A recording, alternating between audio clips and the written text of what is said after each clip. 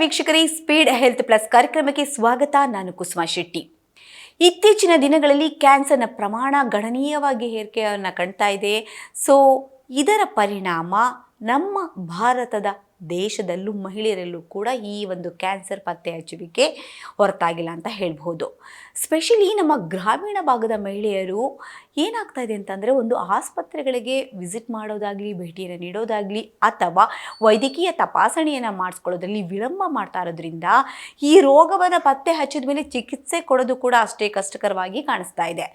ಆ ಒಂದು ಕಾರಣಕ್ಕೆ ಇವತ್ತಿನ ದಿನಗಳಲ್ಲಿ ಗರ್ಭಕಂಠದ ಕ್ಯಾನ್ಸರ್ ಮತ್ತು ಸ್ತನ ಕ್ಯಾನ್ಸರ್ನ ಒಂದು ಪ್ರಮಾಣ ಗಣನೀಯವಾಗಿ ಏರ್ಕೊಳ್ತಾ ಹೋಗ್ತಾ ಇದೆ. ಅದಕ್ಕೆ ಯಾಕೆ ಅಂದರೆ, ಒಂದು ಕಡೆ ಗ್ರಾಮೀಣ ಭಾಗದ ಮಹಿಳೆಯರಲ್ಲಿ ಏನೋ ಒಂದು ರೀತಿ ಹಿಂಜರಿಕೆ ಇರ್ಬೋದು, ಸಂಕೋಚ ಮನೋಭಾವ ಇರ್ಬೋದು, ಆಸ್ಪತ್ರೆಗಳಿಗೆ ಯಾಕೆ ಭೇಟಿ ಕೊಡಬೇಕು ಅನ್ನೋದಿರ್ಬೋದು. ಹೀಗೆ ಕೆಲವೊಂದು ಕಾಯಿಲೆಗಳನ್ನು ಮುಚ್ಚಿಟ್ಕೊಂಡು ಅವರಿಗೆ ಅದರ ಲಕ್ಷಣಗಳು ಕೂಡ ಗೊತ್ತಾಗ್ದೇನೆ ತುಂಬ ತಡವಾಗಿ ಅದು ಬೆಳಕಿಗೆ ಬಂದಾಗ ಅದಕ್ಕೆ ಬೇಕಾದಂಥ ಚಿಕಿತ್ಸೆ ಎಷ್ಟೇ ಕೊಟ್ಟರೂ ಕೂಡ ಅದರ ಪರಿಣಾಮ ಶೂನ್ಯವಾಗಿರುತ್ತೆ. ಯಾಕಂದರೆ ಬಹಳಷ್ಟು ಕಷ್ಟ ಕೂಡ ಆಗುತ್ತೆ ಚಿಕಿತ್ಸೆಯನ್ನು ನೀಡೋದಕ್ಕೆ. ಈ ಒಂದು ಕಾರಣಕ್ಕೆ ಗರ್ಭಕಂಠದ ಕ್ಯಾನ್ಸರ್ ಬಗ್ಗೆ ಸಾಕಷ್ಟು ಅರಿವನ್ನು ಮೂಡಿಸ್ತಾ ಇದೆ ನಮ್ಮ ಭಾರತ ಸರ್ಕಾರ ಹಾಗೂ ನಮ್ಮ ರಾಜ್ಯ ಸರ್ಕಾರ. ಈ ಒಂದು ವಿಷಯದಲ್ಲಿ ನಮ್ಮ ರಾಜ್ಯದಲ್ಲೇ ನಾವು ತಗೊಂಡ್ರೆ ಸುಮಾರು 35,000 ಮಹಿಳೆಯರಲ್ಲಿ ಕಾಣಿಸ್ಕೊಳ್ತಿರುವಂತಹ ಕ್ಯಾನ್ಸರಲ್ಲಿ 22% ಗರ್ಭಕಂಠದ ಕ್ಯಾನ್ಸರೇ ಆಗಿದೆ. ಅಂದರೆ ಸರ್ವೈಕಲ್ ಕ್ಯಾನ್ಸರ್ ಅಂತ ಹೇಳ್ತಾ ಇದ್ದೀವಿ. ಏನಿದು ಸರ್ವೈಕಲ್ ಕ್ಯಾನ್ಸರ್, ಯಾಕಿಷ್ಟು ಸದ್ದನ ಮಾಡ್ತಾ ಇದೆ, ಯಾಕೆ ಇದ್ರ ಬಗ್ಗೆ ಸರ್ಕಾರ ಕೂಡ ಲಸಿಕೆನ ಕೊಡುವಂತಹ ಒಂದು ಕಾರ್ಯಕ್ರಮಗಳನ್ನು ಹಮ್ಮಿಕೊಳ್ತಾ ಇದೆ. ಇದ್ರ ಬಗ್ಗೆ ಒಂದಿಷ್ಟು ವಿವರಗಳನ್ನು ನಾವು ಕೊಡ್ತಾ ಹೋಗ್ತೀವಿ. ಈ ಗರ್ಭಕಂಠದ ಕ್ಯಾನ್ಸರ್ ಅಂತ ಬಂದಾಗ, ಈ ಗರ್ಭಕಂಠ ಅಂತ ಅಂದರೆ ಏನು ಅಂದರೆ, ಒಂದು ರೀತಿ ನಾವು ಒಂದು ಸಾಮಾನ್ಯ ಜನರಿಗೆ ಇದ್ರ ಬಗ್ಗೆ ನಾವು ವಿವರಣೆಯನ್ನು ಕೊಡೋದಾದರೆ, ನಮ್ಮ ಸ್ತ್ರೀಯರ ಒಂದು ಒಳ ಜನಾಂಗದ ಒಂದು ಪ್ರಮುಖವಾದಂಥ ಅಂಗ ಅಂತ ಹೇಳ್ಬೋದು. ಅಂದರೆ ಗರ್ಭಕೋಶದ ಕೆಳಭಾಗವನ್ನು ನಾವು ಗರ್ಭಕಂಠ ಅಂತ ಹೇಳ್ತೀವಿ. ಸಾಮಾನ್ಯವಾಗಿ ಈ ಗರ್ಭಕಂಠದ ಕ್ಯಾನ್ಸರ್ ಬಂದಾಗ ಯಾಕೆ ಇದು ಮಾರಣಾಂತಿಕವಾಗಿ ಪರಿಣಮಿಸ್ತಾ ಇದೆ ಹಾಗೂ ಇದಕ್ಕೆ ಬೇಕಾದಂಥ ಚಿಕಿತ್ಸೆ ಕೂಡ ತುಂಬ ದುಬಾರಿ ಆಗ್ತಾ ಇದೆ, ಲಸಿಕೆಯನ್ನು ಪಡ್ಕೊಳ್ಬೇಕು ಅನ್ನೋ ಒಂದು ಅರಿವನ್ನು, ಜಾಗೃತಿಯನ್ನು ಯಾಕೆ ಸರ್ಕಾರಗಳು ಮೂಡಿಸ್ತಾ ಬರ್ತಾ ಇದೆ ಅಂತ ಹೇಳೋದಾದರೆ, ಈ ಒಂದು ಗರ್ಭಕಂಠದ ರಚನೆ ಹೇಗಿರುತ್ತೆ ಅಂತ ಒಂದು ಸರಿ ನಾವು ಯೋಚನೆ ಮಾಡೋಣ. ಅಂತಂದರೆ, ಈ ಗರ್ಭಕಂಠ ಅನ್ನೋದು ನಮ್ಮ ಸ್ತ್ರೀಯರ ಒಂದು ಒಳಜನಾಂಗದ ಪ್ರಮುಖವಾದಂತಹ ವೆರಿ ಇಂಪಾರ್ಟೆಂಟ್ ಆರ್ಗನ್. ಅದು ಅಂದರೆ ಗರ್ಭಕೋಶದ ಕೆಳಗಡೆ ಇರುತ್ತೆ ಅಂತ ಹೇಳಿದ್ವಿ. ಏನಿದ್ರು ಕೆಲಸ ಅಂದರೆ, ಒಂದು ಸಂಭೋಗದ ಸಮಯದಲ್ಲಿ, ಗರ್ಭಧಾರಣೆಯ ಸಮಯದಲ್ಲಿ ಯೋನಿಯ ಮೂಲಕ ಪ್ರವೇಶ ಪಡೆಯುವಂತಹ ಸ್ಪರ್ಮ್ಸ್, ವೀರ್ಯಾಣುಗಳು ಗರ್ಭಕಂಠದ ಮೂಲಕವೇ ಗರ್ಭಕೋಶಕ್ಕೆ ಹೋಗಬೇಕಾಗತ್ತೆ. ಅಂದರೆ ಗರ್ಭಕಂಠ ಅನ್ನೋದು ಎಷ್ಟು ಇಂಪಾರ್ಟೆಂಟ್ ಆಗುತ್ತೆ ನೋಡಿ. ಗರ್ಭಧಾರಣೆಯನ್ನು ಮಾಡಬೇಕು ಅಂತಂದರೆ ಗರ್ಭಕಂಠ ತುಂಬ ವೆರಿ ಇಂಪಾರ್ಟೆಂಟ್ ಆಗಿರಬೇಕು. ಹಾಗೆ ಅದು ಎಷ್ಟು ಹೆಲ್ದಿ ಆಗಿರಬೇಕು ಅನ್ನೋದಾದರೆ, ಇದಕ್ಕೆ ಯಾವುದೇ ರೀತಿಯಾದಂತಹ ಸೋಂಕು ಬರಬಾರ್ದು. ಆದರೆ ಯಾಕೆ ಇತ್ತೀಚಿನ ದಿನಗಳಲ್ಲಿ ಈ ಸೋಂಕು ಅನ್ನೋದು ಈ ಗರ್ಭಕಂಠದಲ್ಲಿ ಕಾಣಿಸ್ಕೊಳ್ತಾ ಇದೆ ಅಂತ ನಾವು ಒಂದು ಸರಿ ನೋಡಿದಾಗ, ಇದಕ್ಕೆ ಏನು ಕಾರಣ? ಹ್ಯೂಮನ್ ಪ್ಯಾಪಿಲೋಮಾ ವೈರಸ್ ಎಂಬ ಒಂದು ಸೋಂಕಿನಿಂದ ಇದು ಕಾಣಿಸ್ಕೊಳ್ತಾ ಇದೆ. ಈ ವೈರಸ್ HPV, ಈ ಒಂದು ವೈರಸ್ ಅನ್ನೋದು ಯಾವಾಗ ಕಾಣಿಸ್ಕೊಳ್ಳುತ್ತೆ, ಈ ಸೋಂಕು ಹರಡ್ತಾ ಹೋಗುತ್ತೆ. ಅಂದರೆ ನಿಮಗೆ ಸ್ಟಾರ್ಟಿಂಗಲ್ಲಿ ಈ ಥರ ಒಂದು ಲಕ್ಷಣ ಯಾವುದೂ ಕಾಣಿಸೋದಿಲ್ಲ. ಅಂತಂದರೆ ಗರ್ಭಕಂಠದ ಕಣಗಳು ಯಾವಾಗ ಕ್ಯಾನ್ಸರ್ ಆಗಿ ಅದು ಮಾರ್ಪಡುತ್ತೋ ಸುಮಾರು ಒಂದು 15 to 20 years ಆದರೂ ಬೇಕು. ಅದು ಇಮ್ಮಿಡಿಯೇಟಾಗಿ ಏಕಾಏಕಿ ಅದು ಕ್ಯಾನ್ಸರ್ ಆಗಿ ಮಾರ್ಪಡೋದಿಲ್ಲ. ಅಂದರೆ ಇದಕ್ಕೆ ಯಾವ ಥರ ಸಿಂಪ್ಟಮ್ಸ್ ಬರುತ್ತೆ, ಯಾವ ಥರ ನಾವು ಸಿಂಪ್ಟಮ್ಸ್ನ ನಾವು ಮುಖ್ಯವಾಗಿ ಗಮನದಲ್ಲಿ ಇಟ್ಕೊಂಡು ಕ್ಯಾನ್ಸರ್ ಬಂದಿದೆ, ಇದರ ಒಂದು ಒಂದು ಸಮಸ್ಯೆ ಉಂಟಾಗ್ತಾ ಇದೆ ಅಂತ ನಾವು ತಿಳ್ಕೊಳ್ಬೇಕು ಅಂತ ಹೇಳೋದಾದರೆ, ಸಾಮಾನ್ಯವಾಗಿ ಈ ರಕ್ತ ಮಿಶ್ರಿತ ಬಿಳುಪು ಕಾಣಿಸ್ಕೊಳ್ಳುತ್ತೆ. ಓಕೆ, ಬ್ಲಡ್ಡಲ್ಲಿ ಒಂದು ವೈಟ್ ಮಿಕ್ಸ್ಡ್ ಬ್ಲಡ್ ಕಾಣಿಸುತ್ತೆ. ಹಾಗೆ ಒಂದು ಯಾವಾಗ ಸಂಭೋಗದ ಸಮಯದಲ್ಲಿ ರಕ್ತಸ್ರಾವ ಉಂಟಾಗೋದು, ನೋವು ಕಾಣಿಸ್ಕೊಳ್ಳೋದು, ಋತುಸ್ರಾವದ ಮಧ್ಯವೂ ಕೂಡ ರಕ್ತಸ್ರಾವ ಆಗುತ್ತೆ.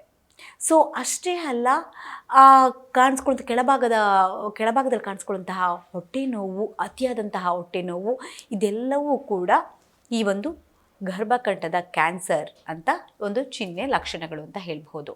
ಈ ಸಿಂಪ್ಟಮ್ಸ್ಗಳನ್ನು ನಾವು ಪತ್ತೆ ಹಚ್ಚಿದ್ರೂ ಕೂಡ ವೈದ್ಯರನ್ನು ಕಾಣೋದಕ್ಕೆ ತುಂಬ ತಡ ಮಾಡ್ತೀವಿ. ಒಂದು ನಮ್ಮಲ್ಲಿರುವಂಥ ಒಂದು ಸಂಕೋಚ ಮನೋಭಾವ ಅಂತ ಹೇಳ್ಬೋದು. ಅಂತಂದರೆ ನಮ್ಮ ಸಿಟಿ ನಗರ ಪ್ರದೇಶಗಳಲ್ಲಿ ಇಂಥ ಒಂದು ಸಮಸ್ಯೆ ಕಂಡು ಬರೋದಿಲ್ಲ. ಯಾಕಂತಂದರೆ ಏನೇ ಒಂದು ಪ್ರಾಬ್ಲಮ್ ಆದರೂ ಕೂಡ ನಾವು ಇಮಿಡಿಯೇಟ್ ನಾವು ತುರ್ತಾಗಿ ನಾವು ವೈದ್ಯರನ್ನ ಭೇಟಿ ಮಾಡ್ತೀವಿ. ಕಾಲಕ್ಕೆ ಕರೆಕ್ಟಾಗಿ ನಾವು ತಪಾಸಣೆಯನ್ನು, ಒಂದು ಹೆಲ್ತ್ ಚೆಕಪ್ಪನ್ನು ಮಾಡಿಸ್ಕೊಳ್ತೀವಿ. ಆದರೆ ಅದೇ ನಾವು ಗ್ರಾಮೀಣ ಭಾಗದಲ್ಲಿ ಎಷ್ಟೋ ಜನ ಮಹಿಳೆಯರು ತುಂಬ ಸಂಕೋಚ ಮನೋಭಾವ ಇರುತ್ತೆ. ಹಾಗೆ ಯಾರ ಹತ್ರನೂ ಕೂಡ ಹೇಳ್ಕೊಳ್ಳೋದಕ್ಕಾಗಲ್ಲ, ಅಥವಾ ಇದು ಈ ಒಂದು ಲಕ್ಷಣಗಳನ್ನು ಕೂಡ ಅವರು ಪತ್ತೆ ಹಚ್ಚೋದರಲ್ಲಿ ವಿಫಲ ಆಗ್ತಾರೆ. ಇದು ಸಾಮಾನ್ಯ ಅಂತ ಅವ್ರು ಪರಿಗಣಿಸ್ತಾರೆ. ಅದಕ್ಕೆ ಬೇಕಂತ ಮನೆ ಮದ್ದು ಏನೋ ಒಂದು ಮಾಡ್ಕೊಂಡು ಸುಮ್ಮನೆ ಆಗ್ತಾರೆ. ಯಾಕೆ ಬ್ಲೀಡಿಂಗ್ ಆಗ್ತಾ ಇದೆ, ಯಾಕೆ ಆಫ್ಟರ್ ದ ಇದು ಸಂಭೋಗ ಕೂಡ ಈ ಒಂದು ನೋವು ಕಾಣಿಸ್ಕೊಳ್ತಾ ಇದೆ, ರಕ್ತಸ್ರಾವ ಉಂಟಾಗ್ತಾ ಇದೆ, ಹಾಗೆ ಕೆಳಭಾಗದಲ್ಲಿ ಯಾಕೆ ನೋವು ಕಾಣಿಸ್ಕೊಳ್ತಾ ಇದೆ, ಯಾಕೆ ಈ ಒಂದು ಬಿಳುಪು, ರಕ್ತ ಮಿಶ್ರಿತ ಬಿಳುಪು ಕಾಣಿಸ್ಕೊಳ್ತಾ ಇದೆ, ಯಾವುದನ್ನು ಕೂಡ ಅವರು ಗಮನ ಹರಿಸೋದಿಲ್ಲ. ಇದು ಸಾಮಾನ್ಯ ಅಂತ ತಿಳ್ಕೊಂಡು ಅದನ್ನು ಕಡೆಗಣಿಸ್ತಾ ಹೋಗ್ತಾರೆ. ಆದರೆ ಒಂದು ಹಂತದಲ್ಲಿ ಈ ಒಂದು ಸಮಸ್ಯೆ ಲಕ್ಷಣಗಳು ತೀವ್ರವಾಗಿ ಕಾಣಿಸ್ಕೊಂಡಾಗ ಮಾತ್ರ ವೈದ್ಯರನ್ನ ಭೇಟಿ ಆಗ್ತೀರಾ. ಅದರ ಸಮಯಕ್ಕೆ ಕಾಲ ಮಿಂಚೋಗ್ಬಿಟ್ಟಿರುತ್ತೆ. ಆವಾಗ ನಿಮಗೆ ಒಂದು ಕ್ಯಾನ್ಸರ್ ಆಗಿದ್ದು ಮಾರ್ಪಟ್ಟಿರುವಂತಹ ಸಾಧ್ಯತೆಗಳು ಇರಬಹುದು. ಸೊ ಈಗ ಹಾಗಾದರೆ ಈ ಒಂದು ಸಮಸ್ಯೆ ಕಾಣಿಸ್ಕೊಳ್ಳೋದಕ್ಕೆ HPV ಎಂಬ ಒಂದು ವೈರಸ್ಸಿನ ಸೋಂಕು ಕಾರಣ ಅಂತ ಹೇಳಿದ್ವಿ. ಅದರಲ್ಲಿ ಅನೇಕ ಟೈಪ್ಸ್ ಕೂಡ ಇರುತ್ತೆ. HPV-6 ಆ್ಯಂಡ್ HPV-11 ಅಂತ ಇರುತ್ತೆ.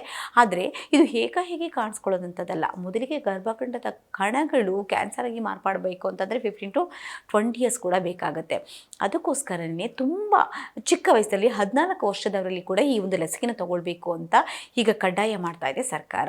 ಸೊ 14 ಇಯರ್ಸಿಂದನೇ ಈ ಒಂದು ವ್ಯಾಕ್ಸಿನೇಷನ್ನ ತಗೊಳ್ತಾ ಹೋದರೆ, ಹಾಗೂ ಈ ಎಸ್ಪೆಷಲಿ ನಾವು ಈ 30 to 65 ಇಯರ್ಸ್ ನಾವು ಏನು ಹೇಳ್ತೀವಿ, ಈ ಒಂದು ವಯಸ್ಸಿನ ಒಂದು ಮಹಿಳೆಯರು ಈ ಒಂದು ಪ್ಯಾಪ್ಸ್ಮೇರ್ ಅನ್ನೋ ಒಂದು ಈ ಟೆಸ್ಟನ್ನು ಆವಾಗವಾಗ ಮಾಡಿಸ್ಕೊಳ್ಬೇಕು, ನಿಯಮಿತವಾಗಿ ಮಾಡಿಸ್ಕೊಳ್ತಾ ಬರಬೇಕು. ಯಾಕಂದರೆ ಆ ಪ್ಯಾಪ್ಸ್ಮೇರ್ ಟೆಸ್ಟ್ ನಿಮಗೆ ತುಂಬ ಏನು ಕಷ್ಟ ಏನು ಅಂತ ಅನ್ಸಲ್ಲ. ಒಂದು ಕಾಟನ್ ಸ್ಟಿಕ್ಕಿಂದ ಒಂದು ಸೆಲ್ಸನ್ನು, ಜೀವಕೋಶನ ತೆಗೆದು ಅದನ್ನು ನೀವು ಅವ್ರ ಮೈಕ್ರೋಸ್ಕೋಪ್ ಕೆಳಗಡೆ ನೋಡಿ ಅದು ಯಾವ ಕಣಗಳು ಹೇಗೆ ಅದು ಮಲ್ಟಿಪ್ಲಿಕೇಶನ್ ಆಗ್ತಾ ಇದೆಯಾ, ಯಾವ ರೀತಿ ಬೆಳವಣಿಗೆ ನೋಡ್ತಾ ಇದೆ, ಅಲ್ಲಿ ಏನಾದರೂ ಸೋಂಕು ಹರಡಿದೆಯಾ ಅಂತ ಪತ್ತೆ ಹಚ್ಚುತ್ತಾರೆ. ಸೊ ಹಾಗಾಗಿ ಮೊದಲಿಗೆ ನೀವು ಪ್ಯಾಪ್ಸ್ಮೇರ್ ಟೆಸ್ಟನ್ನು ನೀವು ಕಾಲಕ್ಕೆ ನಿಯಮಿತವಾಗಿ ಮಾಡಿಸ್ಕೊಳ್ತಾ ಬರ್ತಾ ಇದ್ದರೆ, ನೀವು ಪ್ರಾರಂಭಿಕ ಒಂದು ಹಂತದಲ್ಲಿ ಈ ಒಂದು ಲಕ್ಷಣವನ್ನು ಪತ್ತೆ ಹಚ್ಚಿದ್ರೆ ನೆಕ್ಸ್ಟು ನಿಮಗೆ ಟ್ರೀಟ್ಮೆಂಟು ತುಂಬ ಈಸಿ ಇರುತ್ತೆ. ಯಾವುದೇ ರೀತಿಯಾದಂತಹ ಕಾಂಪ್ಲಿಕೇಶನ್ಸ್ಗಳು ಆಗೋದಿಲ್ಲ. ಆದರೆ ಯಾವುದನ್ನು ಪ್ಯಾಪ್ಸ್ಮೇರ್ ಟೆಸ್ಟ್ ಮಾಡಿಸ್ಕೊಳ್ಳಲ್ಲ, ಹಾಗೆ ಬೇರೆ ಒಂದು ತಪಾಸಣೆಯೂ ಮಾಡಿಸ್ಕೊಳ್ಳೋದಿಲ್ಲ ಅಂತ ಅಂದಾಗ, ಸೊ ಸಾಮಾನ್ಯವಾಗಿ ಇದಕ್ಕೆ ಅಂತಂದರೆ ಇನಿಷಿಯಲ್ ಸ್ಟೇಜಸಲ್ಲಿ ಗೊತ್ತಾದರೆ ನಿಮಗೆ ಸರ್ಜರಿ ಮುಖಾಂತರ, ರೇಡಿಯೇಷನ್ ವಿಕಿರಣ ಚಿಕಿತ್ಸೆ ಮುಖಾಂತರ ಇದೆಲ್ಲವನ್ನು ನಾವು ಕಂಟ್ರೋಲ್ ಮಾಡಬಹುದು. ಒಂದು ಪ್ರಾಪರ್ ಟ್ರೀಟ್ಮೆಂಟ್ನ ತಗೊಂಡು ಕ್ಯೂರ್ ಆಗಬಹುದು. ಆದರೆ ಇದೆಲ್ಲವೂ ಕೈಮೀರಿ ಹೋಗುವಂಥ ಹಂತದಲ್ಲಿ ಕ್ಯಾನ್ಸರ್ ಆದಾಗ ಕೀಮೋಥೆರಪಿ, ಬೇರೆ ನೀವು ಯಾವುದೇ ಚಿಕಿತ್ಸೆಯನ್ನು ಪಡ್ಕೊಂಡ್ರೂ ಕೂಡ ಗುಣಮುಖ ಆಗೋದು ತುಂಬ ಕಷ್ಟ ಅಂತ ಅನಿಸುತ್ತೆ. ಸೊ ಇದು ಯಾರಲ್ಲಿ ಕಂಡು ಬರುತ್ತೆ ಹಾಗಾದರೆ ಗರ್ಭಕಂಠದ ಕ್ಯಾನ್ಸರ್?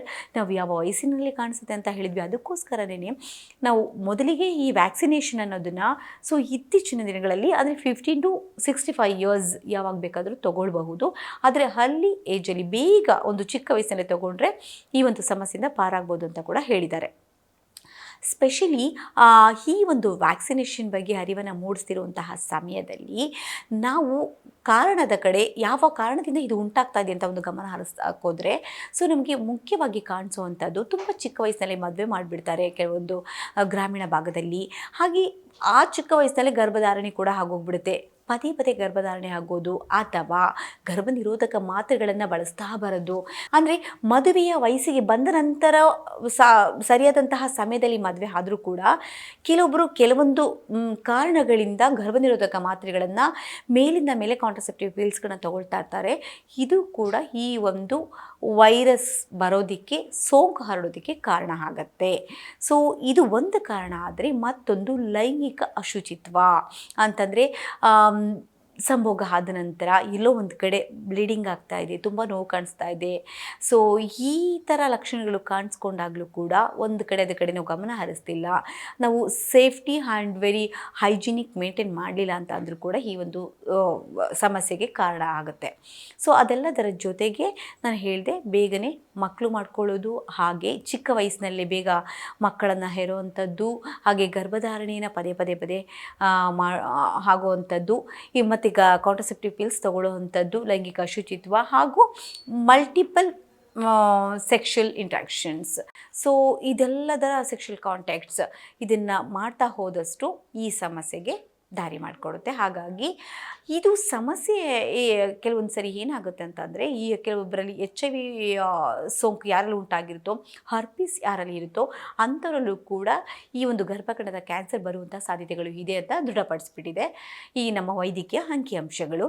ಅದರ ಒಂದು ವರದಿ ಕೂಡ ಅದಕ್ಕೆ ನಮಗೆ ಸಿಕ್ಕಿದೆ.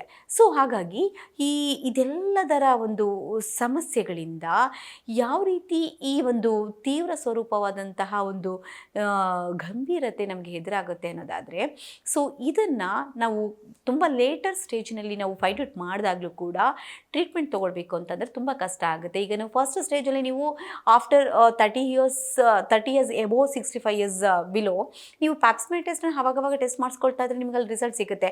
ಆ 3 ವರ್ಷದ ಆದಮೇಲೆ ಬೇಕಾದರೆ ನೀವು ನಮಗೆ ಗರ್ಭಕಂಠದ ಕಣಗಳು ಕ್ಯಾನ್ಸರ್ ಆಗಿ ಮಾರ್ಪಟ್ಟಿದೆಯಾ ಅಂತ ನಾವು ಅದು ದೃಢಪಡಿಸ್ಕೊಳ್ಳೋದಕ್ಕೆ ಅದಕ್ಕೆ ಬೇಕಾದಂತಹ ಒಂದು ಟೆಸ್ಟನ್ನು ನಾವು ಮಾಡಿಸ್ಕೊಳ್ಬಹುದು. ಆದರೆ ಮೊದಲಿಗೆ ಪ್ಯಾಪ್ಸ್ಮೇರ್ ಟೆಸ್ಟನ್ನು ಯಾಕೆ ಇದಕ್ಕೆ ಡಾಕ್ಟರ್ಸ್ಗಳು ಗೈನಕಾಲಜಿಸ್ಟ್ಗಳು ನಿಮಗೆ ಸಜೆಸ್ಟ್ ಮಾಡ್ತಾರೆ ಅಂತಂದರೆ, ನಿಮಗೆ ಸ್ಟಾರ್ಟಿಂಗಲ್ಲಿ ನಿಮಗೆ ಆ ಪ್ಯಾಪ್ಸ್ಮೇರ್ ಟೆಸ್ಟಿಂದ ನಿಮಗೆ ಯಾವ ಹಂತದಲ್ಲಿ ಇರುತ್ತೆ, ಯಾವ ಗರ್ಭಕಂಠ ಶುಚಿತ್ವವಾಗಿದೆಯಾ ಅಥವಾ ಅದು ಒಂದು ಸರಿಯಾದಂತಹ ಒಂದು ರೀತಿಯಲ್ಲಿ ಕೆಲಸ ಮಾಡ್ತಾ ಇದೆಯಾ ಅನ್ನೋದು, ಯಾವ ಹಂತದಲ್ಲಿ ಅದು ಸಮಸ್ಯೆಗೆ ದಾರಿ ಮಾಡಿಕೊಡ್ತಾ ಇದೆ ಅನ್ನೋದು ನಾವು ಪತ್ತೆ ಹಚ್ಚಬಹುದು. ಹಾಗಾಗಿ ಪ್ಯಾಪ್ಸ್ಮೇರ್ ಟೆಸ್ಟನ್ನು ಆದಷ್ಟು ಬೇಗ ಮಾಡಿಸ್ಕೊಳ್ಳೋದು ಒಳ್ಳೆಯದು ಅಂತ ಹೇಳ್ತಾ ಇದ್ದಾರೆ. ಸೊ ಈ ಒಂದು ವ್ಯಾಕ್ಸಿನೇಷನನ್ನು ಇವಾಗ 14 ಇಯರ್ಸಿಂದ ಅಪ್ ಟು 60 ಇಯರ್ಸ್ ತಗೊಳ್ಬಹುದು. ಅಂದರೆ ಅರ್ಲಿ ಏಜಲ್ಲಿ ನೀವು ತಗೊಂಡಷ್ಟು ಈ ಒಂದು ಸಮಸ್ಯೆನ ತಡೆಗಟ್ಟಬಹುದು ಅನ್ನೋದು ವೈದ್ಯರ ಅಭಿಪ್ರಾಯ ಆಗಿದೆ. ಸೊ ಹಾಗಾಗಿ ವ್ಯಾಕ್ಸಿನೇಷನ್ ಬಗ್ಗೆ ಸಾಕಷ್ಟು ಜಾಗೃತಿನ ಮೂಡಿಸ್ತಿರುವಂತಹ ನಮ್ಮ ಒಂದು ಸರ್ಕಾರ ಈ ಗರ್ಭಕಂಠದ ಕ್ಯಾನ್ಸರ್ಗೆ, ಸರ್ವೈಕಲ್ ಕ್ಯಾನ್ಸರ್ಗೆ ವ್ಯಾಕ್ಸಿನೇಷನ್ನ ತಗೊಳ್ಬೇಕು ಅನ್ನೋ ಒಂದು ನಿಯಮವನ್ನು ಕಡ್ಡಾಯ ಮಾಡ್ತಾ ಇದೆ. ಸೊ ಹಾಗಾಗಿ ಮೊದಲೆಲ್ಲ ಇದು ಖಾಸಗಿ ಆಸ್ಪತ್ರೆಗಳಲ್ಲಿ ಮಾತ್ರ ಲಭ್ಯ ಇತ್ತು. ಹಾಗಾಗಿ ನಾವು ಪೇ ಮಾಡಿ ಇದನ್ನು ವ್ಯಾಕ್ಸಿನೇಷನ್ ತಗೊಳ್ಬೇಕಾಯಿತು. ಆದರೆ ಈಗ ಸರ್ಕಾರಿ ಆಸ್ಪತ್ರೆಗಳಲ್ಲೂ ಕೂಡ ಈ ಒಂದು ವ್ಯಾಕ್ಸಿನೇಷನ್ ಲಭ್ಯ ಆಗ್ತಾ ಇದೆ. ಸೊ ಹಾಗಾಗಿ ನಮಗೆ ನಾವು ದುಡ್ಡು ಬಗ್ಗೆ ಯೋಚನೆ ಮಾಡೋ ಹಾಗಿಲ್ಲ. ಹಾಗಾಗಿ ಇದಕ್ಕೆ ಯಾವುದೇ ರೀತಿಯಾದಂಥ ಕಾಸ್ಟ್ ನಮಗೆ ತಗೊಳ್ಳೋದಿಲ್ಲ. ವ್ಯಾಕ್ಸಿನೇಷನ್ ಫ್ರೀ ಆಗಿರುತ್ತೆ.